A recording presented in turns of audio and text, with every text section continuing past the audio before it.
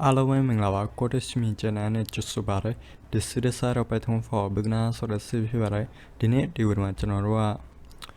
multiplier in a hard down, you know. As so, you know. I would mention or the inherit town, Chima, Chita, no? As so, didn't you mention the inherit town, Machanoro multiple low toma, no? As so, but Master, you know, a champion, you know. ไปจำเลยอุปนัยไหมไปจำเลยอุปนัยไหมပြီးတော့အရင်တို့ဒီအရင်တို့တွေမကြည့်ရသေးဘူးဆိုရင်အရင်တို့ကြည့်ပြရအောင်เนาะအရင်တို့မှာကျွန်တော် static method တွေကိုလည်းပြောပြထားအောင်เนาะပြီးတော့ channel လေးကို subscribe လုပ်ရသေးဘူးဆိုရင် channel လေးကို subscribe လုပ်ပေးထားပါကျွန်တော်ဒီ Python ဥစ္စာပြီးသွားရင်ကျွန်တော် channel programming language ဥစ္စာတွေလည်းကျွန်တော်တင်မယ်ပါเนาะဥပမာ HTML CSS ဆို website လုပ်တဲ့ဥစ္စာတွေရောเนาะအဲ့ဒါတွေလေ့လာမှုအတွက်ဒီ channel လေးပါ subscribe လေးလုပ်ပေးထားပါเนาะအဲ့ဆိုကျွန်တော်ဒီ Python ပွင့်သွားရင်ဆိုရင်ကျွန်တော်အရင်ဆုံးတော့ကျွန်တော်ဘာလုပ်မလဲဆိုတော့ file တက်လုပ်မယ်ပေါ့เนาะအဲ့ဆိုကျွန်တော်ဒီမှာဒီအောင်ဖြတ်ပြီးကျွန်တော် project ထဲမှာ right click လုပ်မယ်ပြီးတော့ဒီ project ထဲမှာပေါ့เนาะ right click လုပ်ပြီး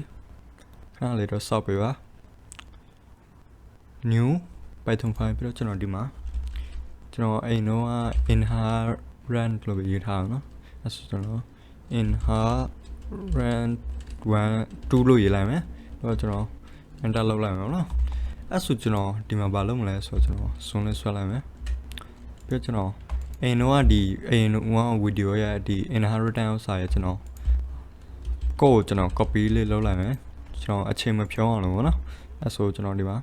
paste လေးလုပ်လိုက်မယ် paste လုပ်ပြီးကျွန်တော်ဒီမှာ multiple inherit တောင်ကြည့်ပါမယ်เนาะ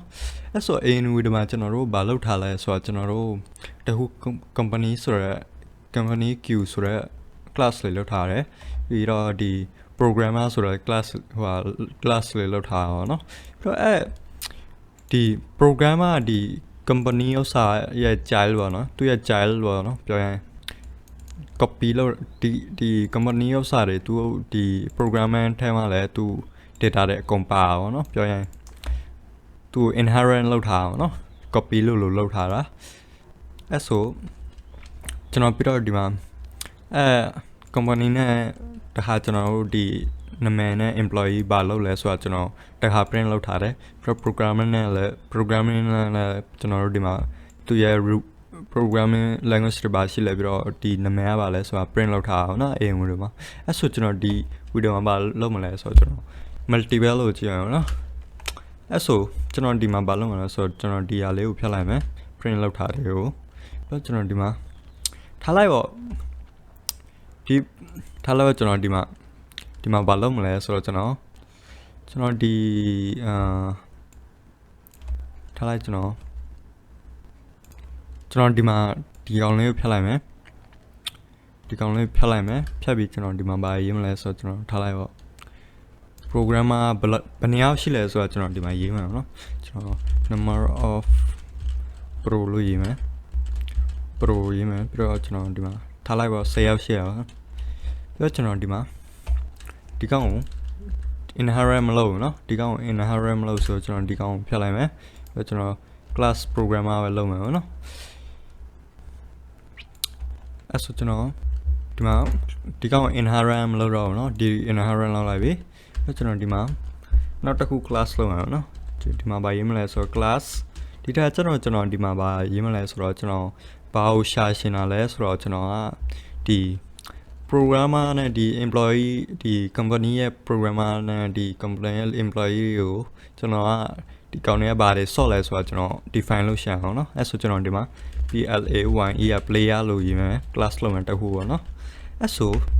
ကျွန်တော်ဒီ class ထဲမှာဘာလုပ်မလဲဆိုတော့ကျွန်တော်ဒီ class ထဲမှာကျွန်တော် define လုပ်မယ်เนาะဘယ်သူတွေရှိလဲဆိုတာအဲ့ဆိုကျွန်တော်ဒီ class ထဲမှာကျွန်တော်ဘာယူမလဲဆိုတော့ multiple inheritance ယူရအောင်เนาะအဲ့ဆိုကျွန်တော်ဒီမှာဘာယူမလဲဆိုတော့ကျွန်တော် company ဥစ္စာထည့်မယ်ပြီးတော့ကျွန်တော်ဒီမှာ programmer ဥစ္စာလည်းထည့်မယ်เนาะကျွန်တော်ထားလိုက်ဒီမှာထားလိုက်ပါကျွန်တော်ဒီမှာဘာရေးမလဲဆိုတော့ကျွန်တော်ဒီဥစ္စာတွေ copy လုပ်မယ် copy လုပ်ပြီးကျွန်တော် dia copy လုပ်ပြီကျွန်တော်ဒီမှာ paste လုပ်လိုက်မယ်နော် paste လုပ်ပြီးဒီမှာကျွန်တော်ဘာလုပ်မလဲဆိုကျွန်တော်ဒီ print detail ကို print detail လည်းဒီ line ထားလိုက်မယ်ဒီမှာ number of programming ကကျွန်တော်ထားလိုက်ပါနော်ဒီမှာ10ရောက်မလားဒီမှာဒီ programmer ထဲမှာ10ရောက်အဲ့ဆိုကျွန်တော်ဒီထဲမှာ company ထဲမှာထားလိုက်ပေါ့ကျွန်တော်ထားလိုက်15ရောက်ထားလိုက်ပါနော်ပြီးတော့ကျွန်တော်ဒီမှာဘာလုပ်မလဲဆိုတော့ကျွန်တော်ဒီမှာဒီ programmer ထဲမှာကျွန်တော်ဒီနာမည်ယူရအောင်နော်နာမည်ယူပြီးကျွန်တော်ဒီ programmer ထဲကကျွန်တော်ဒီຢာတွေ print လုပ်တယ် print လုပ်တဲ့အချိန်မှာကျွန်တော်ဒီမှာနောက်တစ်ခုလည်းယူသေးရအောင်နော်ကျွန်တော် SCL self dot ဒီမှာဘာယူလဲ language ပါနော် LUNG language နော် LUNG ပါနော်အဲ့ဆိုကျွန်တော်ဒီမှာနောက်တစ်ခုလည်း define လုပ်မယ် LUNG ပါနော် language လည်းယူရဆိုတော့ဒီထားကျွန်တော်ဒီမှာကျွန်တော်ဒီ class လေးကို pass လေးလုပ်ထားအောင်အဲ့ဒါမတက်အောင်လို့ပြီးတော့ကျွန်တော်ဒီတဟာ run တဲ့အချိန်မှာ run မှာနော် right click လုပ်ပြီး run မယ် run တဲ့အချိန်မှာဘာမှမလာပါဘူးဘာလို့လဲဆိုတော့ကျွန်တော် print မလုပ်ရသေးဘူးပေါ့နော်အဲ့ဆိုကျွန်တော် print လုပ်မယ် print employee 1ကို print လုပ်မယ် employee 1ကဒီ company ကအောင်ပေါ့နော်ပြီးတော့နောက်တစ်ခုလည်း print လုပ်မယ်နှစ်ခုလုံး print လုပ်မယ်နော်ဆိုဒီတော့ကျွန်တော် print လုပ်မယ် print လုပ်တဲ့အချိန်မှာဒီမှာဘာလာလဲဆိုတော့ကျွန်တော်ဒီကောင် class 1နော် class ထဲမှာဆိုတော့ကျွန်တော် print မလုပ်ရဘူးเนาะကျွန်တော်က call လုပ်မှာเนาะကျွန်တော်မားလာအောင်เนาะအဲ့ဆိုကျွန်တော် print မလုပ်ရဘူးအဲ့ဆို call လုပ်မယ်ဆိုတော့ကျွန်တော် employee does print detail လို့ call လုပ်မယ်เนาะကျွန်တော်ကဒီ class ထဲကဒီ print detail လို့ကျွန်တော် call လုပ်အောင်เนาะအဲ့ဆိုကျွန်တော်ဒီမှာလဲ class ထဲကကျွန်တော် print detail လို့ call လုပ်မယ်ဒီထားလုပ်တဲ့အချိန်မှာကျွန်တော် run မယ်เนาะ run တဲ့အချိန်မှာဒီမှာဘာမှမပြောင်းလဲဘူးเนาะပြောင်းလဲတာကျွန်တော်ဒီဥစ္စာကိုပဲကျွန်တော်ပို့ထည့်လိုက်အောင်เนาะကျွန်တော် inherit မလုပ်ဘဲနဲ့ကျွန်တော်တက်ချင်းစီ class လေးလုပ်လိုက်အောင်เนาะအဲ့ဒါပဲပြောင်းလဲအောင်เนาะအစကတည်းကလိုပဲဒီမှာလဲပြန် the name is ကျွန်တော်ပြီးတော့ဒီ salary နဲ့သူက programmer ပေါ့เนาะအဲ့ဒါလာအောင်เนาะ role is programmer ဘာနဲ့ပြီးတော့ language ဘာလို့မလား language ဘာလို့မလားလဲဆိုတော့ကျွန်တော်ဒီမှာဘာမားနေလဲဆိုတော့ကျွန်တော်ဒီမှာ language မထည့်ရသေးဘူးเนาะ andဒီမှာ language ပါထည့်လိုက်မယ် and LUN lang is ကျွန်တော်ဒီမှာ f string ပါเนาะ LUNG lang ပေါ့เนาะ self dot ram ပါเนาะ lang ပါเนาะ LUNG self lang ဆိုအဲ့ဆိုကျွန်တော်ဒီထား print လုပ်တဲ့အချိန်မှာ print လုပ်ချိန်မှာဒီမှာ program programming language လည်းရောက်လာရเนาะအဲ့ဆိုကျွန်တော်ဒီမှာဘာလုပ်လဲဆိုတော့ကျွန်တော်ဒီ class တွေကိုတက်ကျွန်တော် define လုပ်ပြီး class တွေတက်ကျွန်တော်လုပ်ပြီးဒီဆောင်ပြီးကျွန်တော်နောက်တစ်ခု3ခု class လုပ်အောင်เนาะပြီးတော့ဒီနှစ်ခု class ကျွန်တော်တက်လုပ်တယ်ပြီးတော့3ခုဒီနံပါတ်3 class ထဲမှာကျတော့ကျွန်တော်တို့ဒီမှာ inherit လုပ်လိုက်အောင်เนาะ inherit လုပ်လိုက်တယ်အဲ့ဆိုကျွန်တော်ဒီမှာ player နဲ့ကျွန်တော်ထားလိုက်ပါเนาะဒီထဲမှာကျွန်တော် player ကိုယူချင်အောင် player ယူချင်တယ်အဲ့ဆိုကျွန်တော်ဒီမှာဘာလုပ်မလဲဆိုတော့ play ပါเนาะ player ဒီကောင်ကဘာဆော့လဲဆိုတော့ဒီကောင်က football ဆော့เนาะ football ပါเนาะ football ဆော့အဲ့ဆိုကျွန်တော်ဒီမှာ football ကို print လုပ်မှာเนาะ print detail ပါเนาะ div print detail ပါเนาะ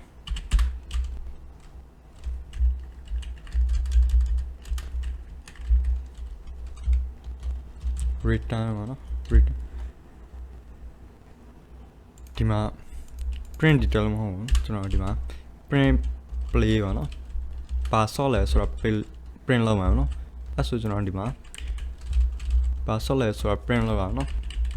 အဲ့ဆိုကျွန်တော်ဒီမှာဘာလုပ်မလဲဆိုတော့ကျွန်တော် print လုပ်လိုက်မှာเนาะ print လုပ်ရင်ပိုလွယ်အောင်เนาะအဲ့ဆိုကျွန်တော်ဒီမှာ print လုပ်မယ်ဆိုတော့ကျွန်တော်ဒီ print လုပ်မယ်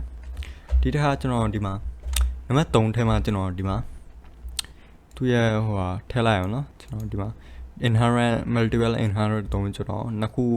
class ထဲအောင်မှာကျွန်တော်တစ်ခုထဲမှာအကုန်ထည့်လိုက်ပြီအဲ့ဆိုဒီနှစ်ခု class ထဲက data တွေဒီ account ထဲမှာဝင်သွားရမှာเนาะအဲ့ဆိုကျွန်တော်ဒီမှာမရေးမလဲဆိုတော့ကျွန်တော် player လို့ရေးမယ် player နဲ့ကျွန်တော်ဒီမှာ call လုပ်မှာเนาะ player နဲ့ call လုပ်မယ် PLA player ပါနော်ဒီ player ထဲမှာဒီမှာဟိုမရှိဘူးเนาะဒီဟာမရှိတော့အကြောင်းဒီမှာ error လာရเนาะအဲ့ဆိုကျွန်တော်ဒီကောင်ကျတော့ထားလိုက်ကျွန်တော်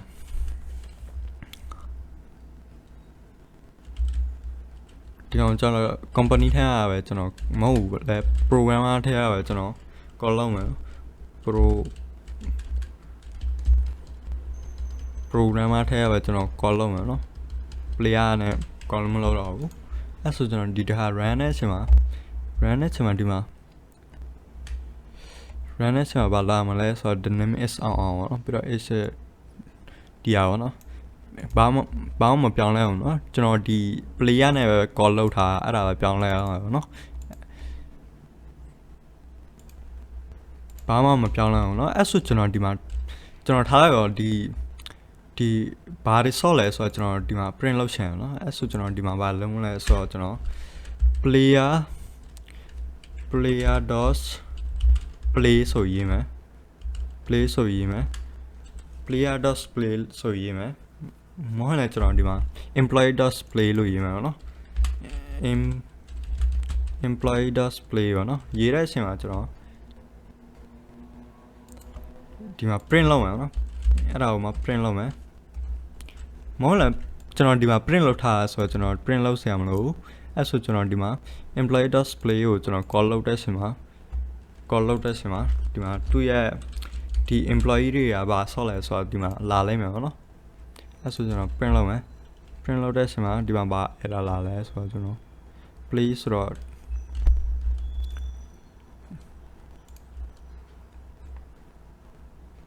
ဒီမှာဘာလို့ error လာလဲဆိုတော့ကျွန်တော်ဒီ employee ကသူက programming ထဲမှာပါနော်သူက player ထဲမှာမဟုတ်ဆိုတော့အကြောင်း error လာတာနော်အဲ့ဆိုကျွန်တော်ဒီမှာ player 1ဆိုပြီးလေးရေးမယ်ပြီးတော့ကျွန်တော်ဒီမှာဒီတခါလောက်တဲ့အချိန်မှာဒီတခါ error မလာစေရအောင်နော်ဒီမှာပါနော်ဒီမှာ error မလာဘူးအဲ့ဆိုကျွန်တော်ဒီမှာ print လုပ်လိုက်မယ်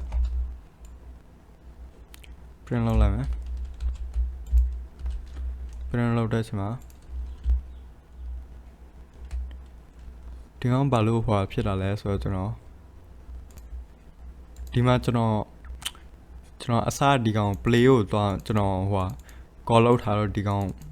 ရဲ့ဥစ္စာလာအောင်နော်အဲ့ဆိုကျွန်တော်ဒီမှာ